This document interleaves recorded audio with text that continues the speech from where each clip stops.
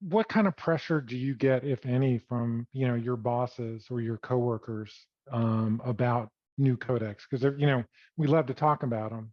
We Mhm. read about them all the time, but are people pounding on you and saying, where's AV1 Sport, where's VVC, when's VVC, or do they not care? Is that not part of what they're thinking about? I would say there's not a lot of pressure from leadership to support specific codecs. I think they're more interested in probably cost savings and looking at things like how do we lower like CDN costs.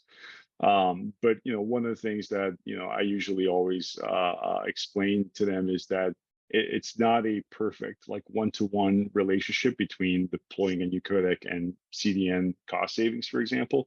Like even if you save, for example, 20% on your encoding bit rate, for example, with a new codec, that doesn't necessarily translate into 20% of CDN cost savings. Because in some cases, like if somebody's on a 3 megabit connection speed, for example, right? Somebody's on 4G, and the most they can get is like 3 megabits per second. You being able to lower your bit rate from 10 to 6 megabits per second is not really going to impact them, right? They're still going to be pulling the same amount of data.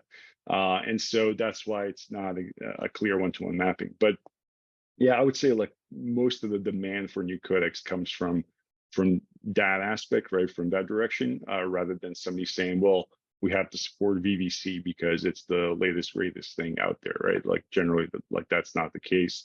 If anything, I'm usually the one that's pushing kind of for that and saying like, well, we really should be moving on from HD64 and moving on to the next generation of codecs because at some point, right, like you do have to leave old codecs behind and slowly deprecate them as you move on to the new technology. Do you have a sophisticated financial analysis for doing this, or or do you do the numbers on an envelope kind of thing? It's more an envelope kind of thing right now.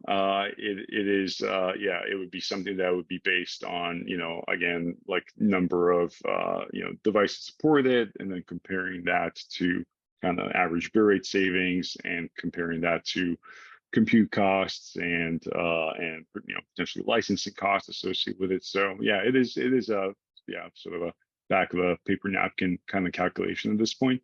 But I think the factors are well known. It's really coming up with the data that feeds into those different variables.